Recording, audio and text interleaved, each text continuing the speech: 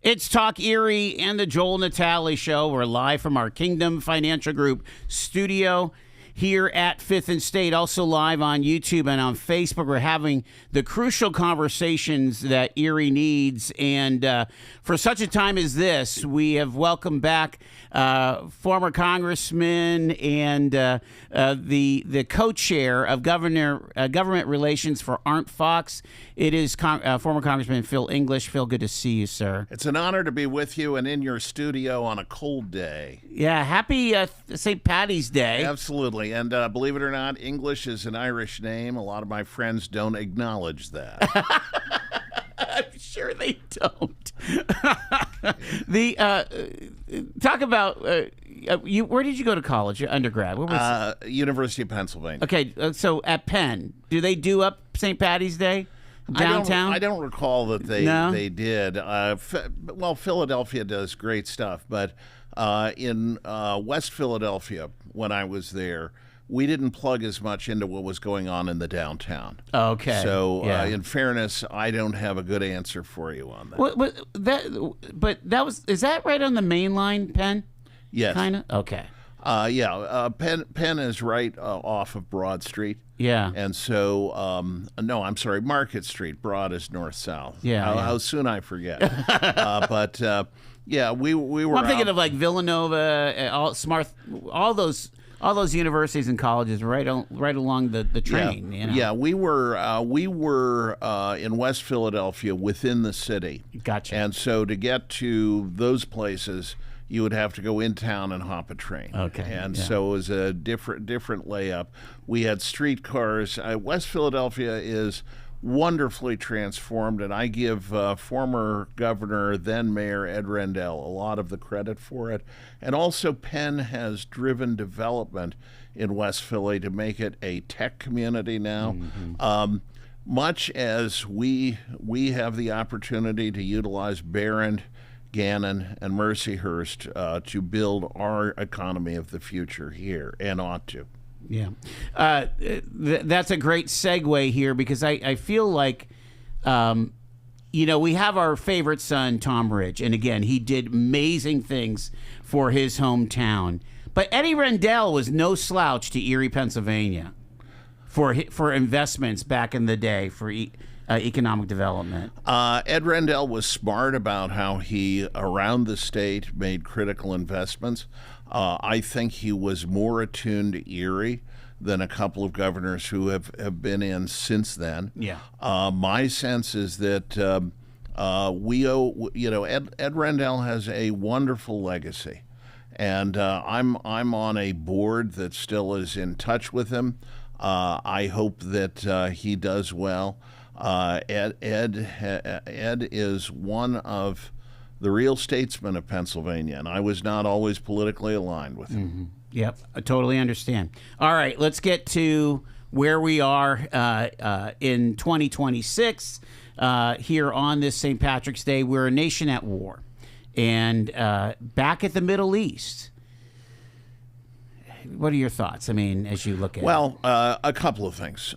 First, it is disturbing to me, having experienced 9/11 and then the unification of the country in the immediate aftermath.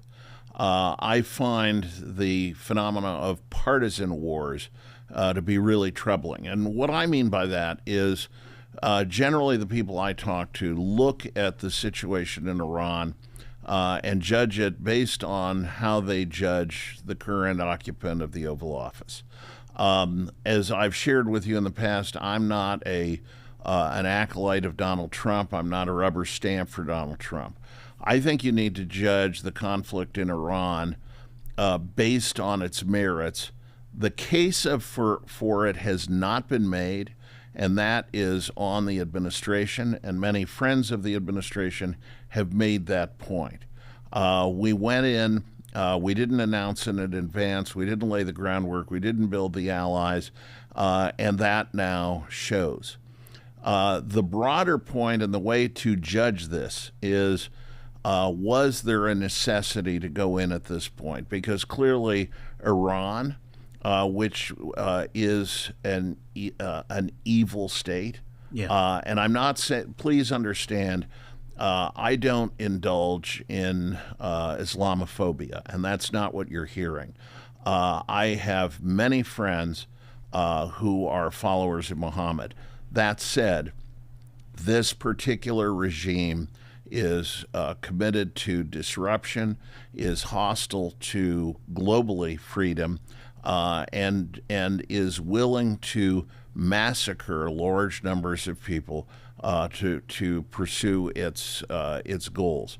The fact is, and I think this figure is accurate, 32,000 people were massacred on the streets of Iran as they put down peaceful demonstrations.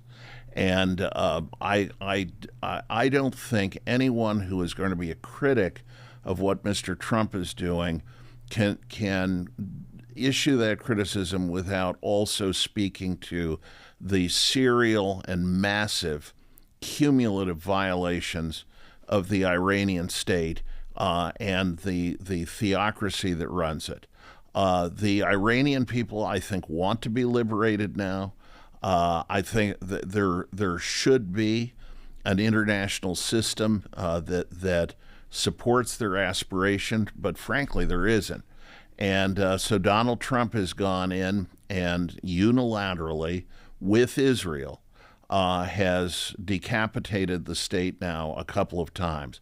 Is that the way we normally want to do foreign policy? No. But the issue is, were they building the delivery systems to overwhelm defenses, and also were they prepared to develop nuclear weapons and other weapons of mass destruction? There's a lot of evidence to suggest that they were. They weren't willing to negotiate. Donald Trump gave them the opportunity to negotiate. Whether you like the way Donald Trump negotiates or not, there was an opportunity there, and they were unwilling to step up to the plate to make serious commitments. Was there a previous agreement for Iran's nukes to be monitored? Yes. That was negotiated by Wendy Sherman, a lady I know who I very much respect, during the Obama administration. And I haven't been as deep a critic of that agreement as people in the current administration. However, what's it, the JCPOA? Yes. Yeah. But having said that, I don't think that agreement was working at the time, mm-hmm. and I don't think that Iran has banked any of its fires.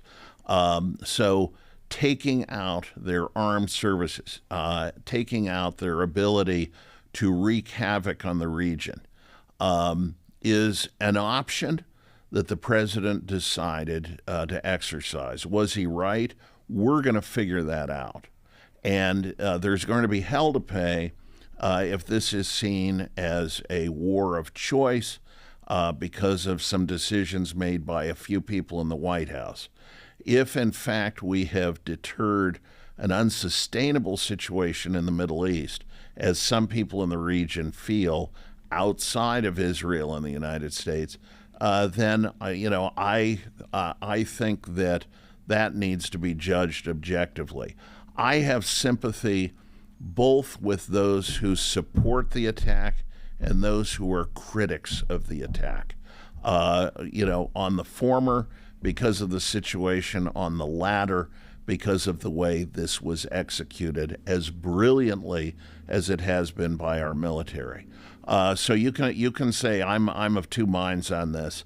I think, though, for the moment, we need to see this through, whether we like it or not. They probably have had plans and war games over this for the last decade or so. I mean, this is not longer than that. Yeah, I mean, so the military would be ready, but the question is, it's that whole who's it? Colin Powell, telling George W. Pottery Bush, Barn. Pottery Barn. You break it, you buy it. Yeah, and frankly, President Trump, if it is found that this was the wrong move, He will own that, and that will be his mark on history. It also is going to scramble diplomacy in the region for a long, long time, whether it's been successful or not. The United States stepping in and decapitating sovereign nations is not the precedent we want to create, because it will be followed by others and others who have a different set of objectives than we do. I think that multilateral diplomacy in the world, as imperfect as it is, has to have a major role if the world is going to hold together. Are you surprised at the reaction of the NATO allies of saying, Germany saying, this is your war. Why should I send a ship to the Strait of Hormuz, Well, I guess I have a couple of reactions. One is that Okay. one is that Germany does not have a strong naval presence anyway. And generally, Europe has allowed its naval resources to be depleted. So I understand. I'm disappointed by Great Britain, but I also understand where they're coming from. And if they haven't been consulted going in, it's not surprising to find them reluctant to then commit and expose themselves and associate themselves with an action that they didn't have an opportunity to shape. It's interesting. Again, the president, I think, said yesterday or the day before that the U.S. gets about 1% of our oil from the Straits. China gets 40% of its oil from the Straits, and it's obviously it's 20% of all oil comes through there.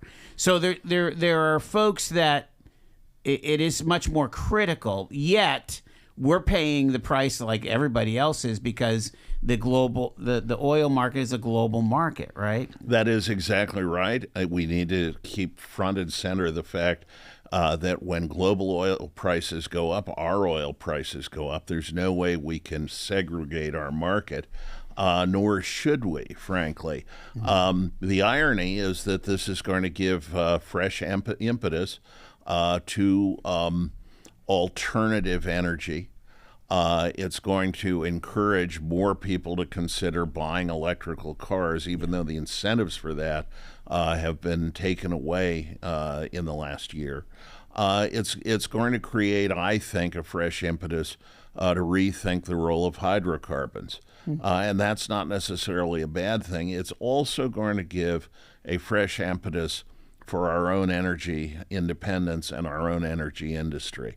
People don't give, I think, America enough credit for having achieved energy independence in the last couple of years, really in spite of pre-existing federal policy. We're talking to Phil English. We're going to take our first break here. You are tuned to Talk Erie and the Joel Natale Show.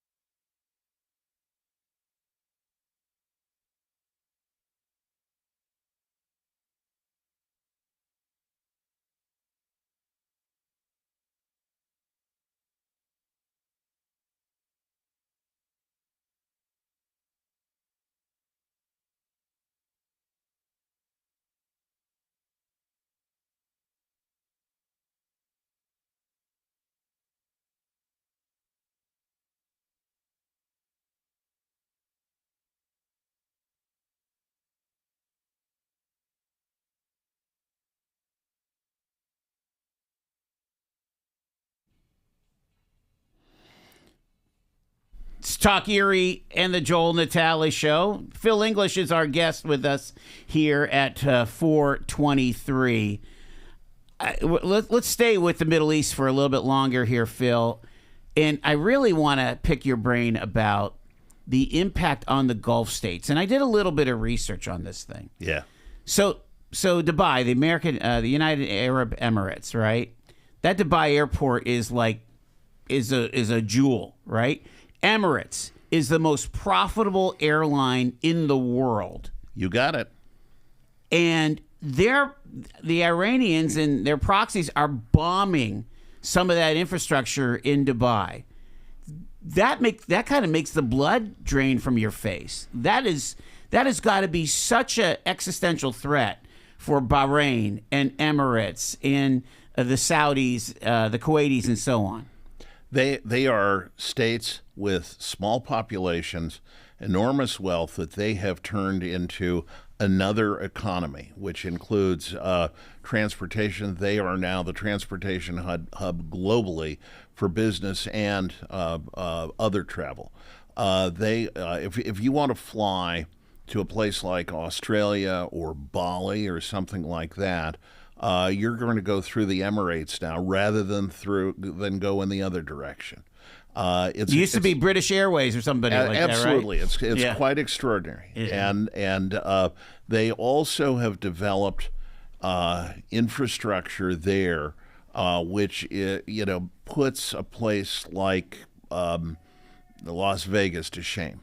Where they have entertainments, where they have conventions, where they have all kinds of things going on, and an infrastructure to support people throughout the region seeking, just a getaway. They also have other industries that they've been developing. All of that is at risk because of their proximity to this Iranian state that is opposed by its own people, but has essentially built up until the last 2 weeks an extraordinary ability to project power and to threaten any state that goes to cross purposes with them. So all of those states are slightly different. They all have different traditions, but they all, because of their proximity to Iran, are at risk. And don't forget, Saudi Arabia is also at risk because they represent a Sunni approach to Islam, and they have been historically adverse to Iran, have been threatened by Iran, and are I think right now, as a country with, again, a limited population and a great deal of wealth, they face a real threat from Iran, which has a huge population base. Yeah. So, and it's interesting, in Iraq, and full disclosure, I have some clients in that area. In Iraq, there is a situation where Iranian influences impact on domestic politics in unexpected ways. And without going further into it, Iran has been a disruptor throughout that region. If that ends, that in itself will have been a justification for doing something here. Here again, the administration is going to have to own this. They are going to have to, at some point, come back and consult the American people. And they will have, I think, because of existing laws, they are going to have a limit on their ability to prosecute this war beyond a certain time. And so when the president says it's almost over, it's going to have to be over very soon. If folks are thinking that the Persians are going to rise up, overtake their government in Iran, and bring us back to 1970s Western type cultures like we had under the Shah, First off, there's not even enough Persians left in Iran. Is that an accurate statement? Not really. No, Okay. It's a huge population base, and it's very, very diverse. You have Persians, you have Baluchis, you even have Kurds We have a lot on of the Kurds, fringe. yeah. So it's an amazing, diverse, vibrant country, despite having this theocracy squatting over it and constraining people's rights. There are a lot of people in Persia who have a strong aspiration to freedom. You are correct in saying there has been an Iranian diaspora which is worldwide, and many of them are in the United States. And I know a few of them. And many of them were cheering when Donald Trump decided to decapitate this regime, which had lost all of its legitimacy. That said, that still doesn't get us past the point that we've done this unilaterally and without consulting the American people. People don't give George W. Bush enough credit for the fact that going into Iraq, which we now regard as a failure, Right. going into Iraq, he did consult. He did get a vote of Congress. He did get a coalition of allies, many of which stuck with him in Iraq for a long time, longer. Tony Blair, I mean, Absolutely. co-laborers at that whole thing. When I went to Iraq, when I was still in Congress, I saw, for example, I saw a number of different countries represented, and so at any rate, is this the way to do it? Can you do it without having boots on the ground? That's something we're going to have to explore. Phil English is our guest here. We got to take our news break. It's Talk Erie and the Joel Natale Show live on this Tuesday.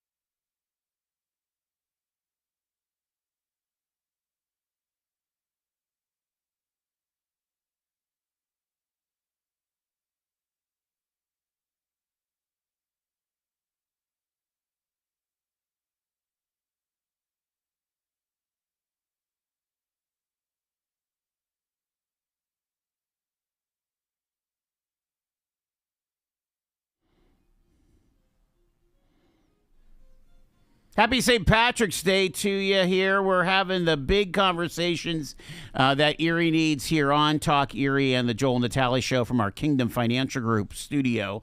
Former Congressman Phil English is with us here. And Phil, you know, we've been talking a lot about the global geopolitical reality that we're dealing with. But let's go a little local here. Again, you have great experience with dealing with Washington. And Washington has been good for Erie insofar as that we get our sand replenishment with, with the help of the Army Corps and so on.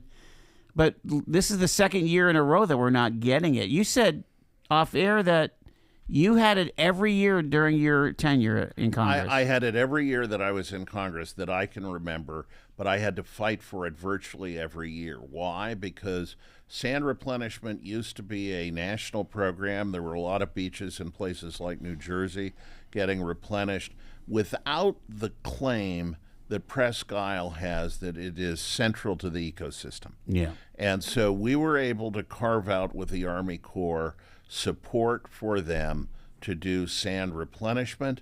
I was successful. To be fair, Mike Kelly was successful until relatively recently and has been a great advocate for Presque Isle. But right now, we are running into $1.7 trillion annual deficits. And in that environment, particularly in this administration trying to squeeze spending, they simply aren't inclined to do this kind of project. I think it's because they don't understand it. What is it going to take to turn that around? I think that the state is going to have to step up and do more. I think that we have a new county executive who actually used to work for the Army Corps of Engineers. She might be a good person to take this on and lead. Mm-hmm. There is an opportunity here, I think, to get back on the Washington agenda. But please understand, I think the community took its eye off the ball. We are talking about a lot of new investments in the community and a lot of new projects, and we're doing a lot of cheerleading on it. But there are some existing priorities that I don't think we've necessarily been engaged on. Presque Isle Sand is a good example of what happens when you drop the ball on those. Let's go to economic development. You know, the McCain Business Park. I'm sure you're aware of that big 170-acre project there. It needs water. Right. And I keep on hearing that the price to get city water to, I don't know, under or over I-90, however they would do it, is like enormous. It's $3 million, $4 million, $5 million. I mean, it's a big amount of money. It would more than likely need to have state and federal work with that. And then, so to get that done, and understand, I'm on the redevelopment authority now. Okay. To get that done, we need to have a united front, and we need to focus on it, make it a priority, move it up in the lists. The Water Authority does have resources that it can commit to this. Those will need to be supplemented, but there are programs that can do that. Okay. We can't expect that park to develop without just based on groundwater. I mean, that's just not going to work. And people need to realize in this community we need to have more available industrial land if we're going to attract investments that are going to represent the jobs of the future here. I look at that project and I get very, very frustrated. I look at the Erie Coke plant, which is a huge property with serious brownfield problems that are going to take us years to untangle, but that's a large block of land that was productive before City Hall made a decision on shutting off their water that effectively pushed the company into bankruptcy, permanently disabled their kilns. There were 100 steelworkers who worked there. Wow. And I'm not saying that I endorse any of the pollution that was going on, any of the violations of regulatory standards, but simply killing the plant was also it was a decision that was made, I feel, without acknowledging the costs to the local economy.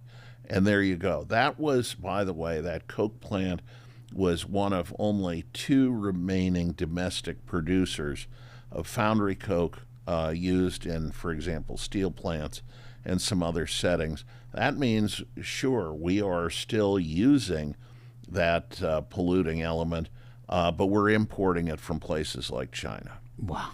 Wow. Could a redemption be this naval shipbuilding yard? Again, how realistic? There was a article in the paper this weekend with the manufacturer saying, yes, we're supportive of the shipyard, but I can't imagine that the competition for that placement would be absolutely huge. It's very complicated. I'm not an authority on it. Yeah. I haven't seen their specific proposal. But getting a big federal defense investment of billions of dollars. We are in the process of rebuilding our shipbuilding capability. Okay. It's one of our top priorities as a national investment strategy.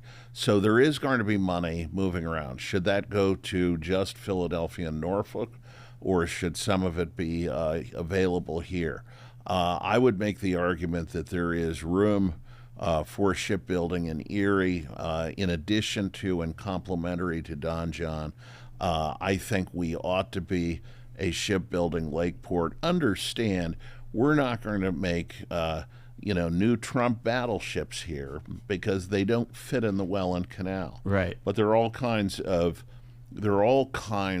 projects that we could be doing here that would generate good-paying, highly skilled jobs that I think would help fill out the community's economy in the future. Let's zoom out a little bit. Again, you spent a lot of time in the district. My understanding is that the federal employment is at the lowest it's been since post-war or the 60s. I can't remember what the mark is.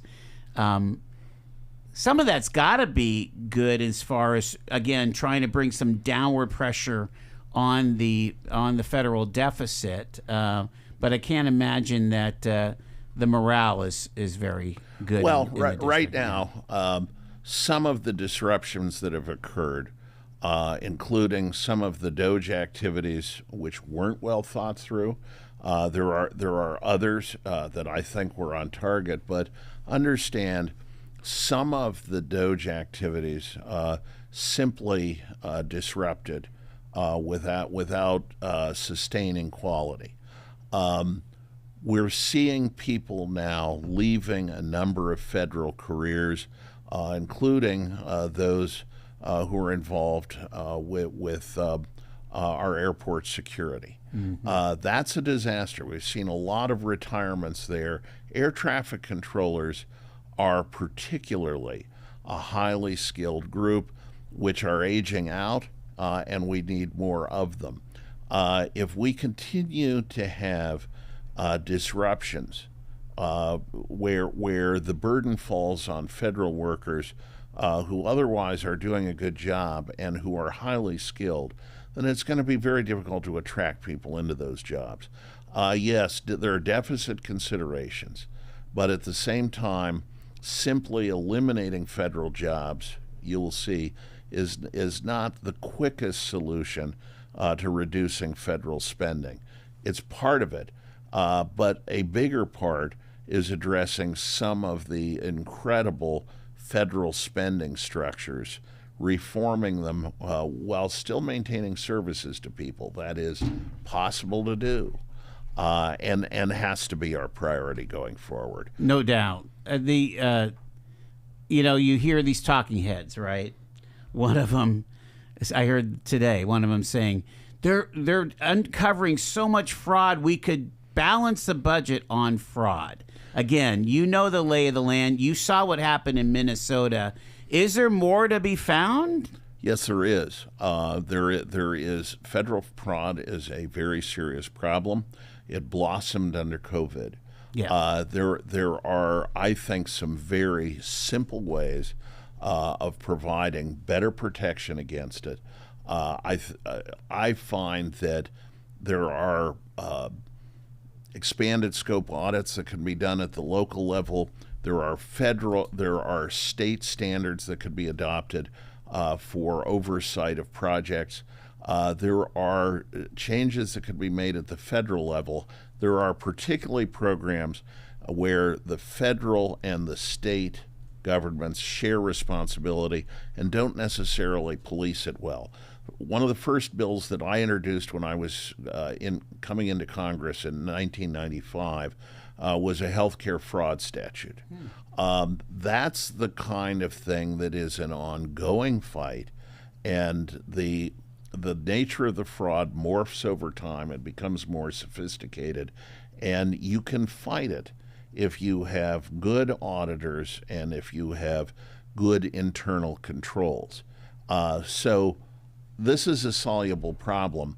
How much money you can save, significant, but it's not going to balance the budget. Interesting. I don't know. Did you know Congressman Ryan, the speaker, when he was on? Was he after your time? Oh no. Paul and I served on the Ways and Means Committee together.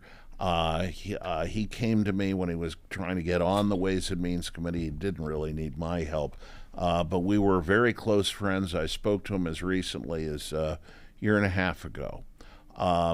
He was the last one, I think, that wanted to have a reality check about entitlements. And again, I'm not talking about somebody who, of course, I'm not including myself or including you, you know, who are in our 60s plus. But if you're 40 or 35, should we not be looking at, you know, the state of Social Security, the state of Medicare, and so on? Social Security is not, as it's currently structured, sustainable, and it's going to hit the wall in a number of years, not very far off. There are actuarial reports done on Medicare and Social Security every year that highlight the looming problem. We've also seen Medicaid costs going through the roof, particularly since COVID, but a lot of it has to do with linking Medicaid with Obamacare. Medicaid is the base of Obamacare, which is not what Medicaid was designed to do. We, I think, are very much committed to providing good health care to everybody, but we need to rethink how to do that. We need to rethink the retirement envelope for people. There is, I think, a real risk that a lot of people are going to find when they retire in the next few years, that their retirement doesn't sustain them in the long haul because they're going to be living longer than actuarially the program was originally designed to support. So these are all eminent problems that honestly the current administration hasn't addressed. Yeah, they're not looking at it. Willing to take a phone call here? What do you say? Let's ask. Sounds good. Hi, you're live with former Congressman Phil English here on Talk Erie. As usual, a really great interview. I was just curious. I couldn't hear the first half of the program. Do you guys cover the SAVE Act? We have not. No. Thanks for the reminder. And how do you feel about it? I would love to hear Mr. English's opinion on the act itself, and if it's really got any chance of passing. Thank you. Well, Phil, what's your take on it, though? It's going to be very hard to pass because there's violent opposition to it. My own personal view, and I've thought about this a lot, I think everyone should be encouraged to vote. Everyone should have easy access to voting. However, the idea of ID as one thing required for voting, that's not a bad thing. And you don't have to be a conspiracy theorist about election fraud to think that that's a good thing to have in place. There are other elements of the SAVE Act that I think are more controversial. Do we really want to eliminate voting in advance of Election Day, easy access to absentee ballots? or is this really? Do we want to walk ourselves back from people having the opportunity to vote with good oversight and protections for the ballot in advance of Election Day? I realized that my party was caught flat-footed when the ballot access was increased, and instead of responding to that, they chose to treat it more as a fraud problem. I think that, in other words, parts of the SAVE Act, I think, are very solid, and the criticism of them, I think, is unfair. There are a couple of others that I think probably could be modified without losing the intent. Phil, Phil Kerner, did you want to weigh in on that too, or? I think there was some confusion on which Phil. Right, I know. That's good. Yes, I do. The only issue I've had so far with this whole thing that I've read, and it's so hard, as we've talked about this, getting accurate, without accusations and everything. Am I hearing this right? That everybody's going to have a. I just lost you. But I just. Everybody has to have a what now? A passport. Okay, no, No. absolutely not. That's what I heard. All right, that's ridiculous. But I just have my real ID. I sat at the DMV. I mean, you have to have it. I'm flying this Thursday, which I can't wait to do because of the CFA badge. Right. Yeah. But right? Oh my gosh. But I've got to have ID to do almost everything I want in life, right? I mean, it's amazing. So the vote is just too important. Thank you. Appreciate it. Thanks. What about this thought of we're going to make them have a standing filibuster, or we're going to take over the Congress and the Senate and so on? I mean, the filibuster has served a purpose over the years, and the parties that support it are the ones that typically at that moment benefit from it. And so the opposition to and support for the filibuster seems to change based on who's in the majority and concerned about a given issue. The talking filibuster, I don't have a strong feeling on. Okay. I happen to believe that the filibuster itself is probably going to be knocked down in the near future. You think? Yeah. That'll be going away.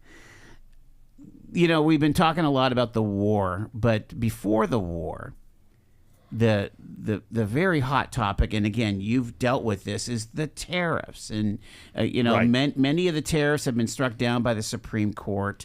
And now the president's saying, well, we're going to have a 15% broad, all these things.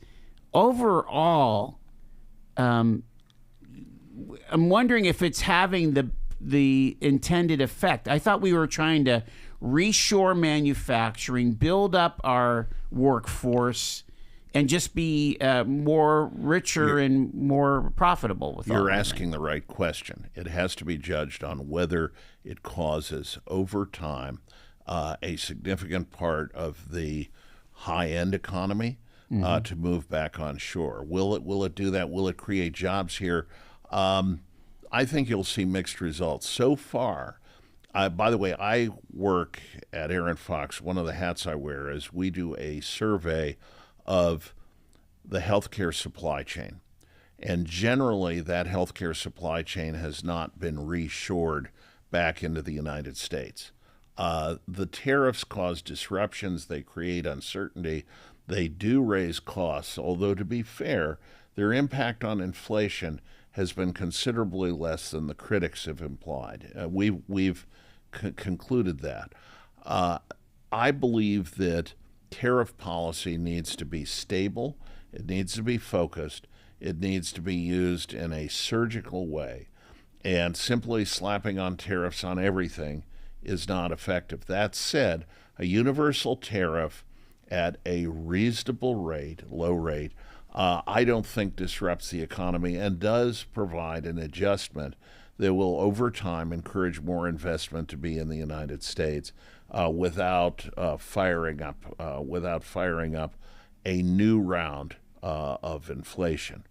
Do you think that there's certain industries that are so critical to national security that they absolutely should be homegrown. I'm thinking of chips. I'm thinking of, obviously, defense contracting and so on, and pharmaceuticals, frankly. At very least, most of those things should be available either domestically or from an economy aligned with ours enough that we don't need to fear strategic disruption. I believe, and by the way, you wouldn't have heard this from many people 30 years ago, but as an example, we are very close friends now with Japan.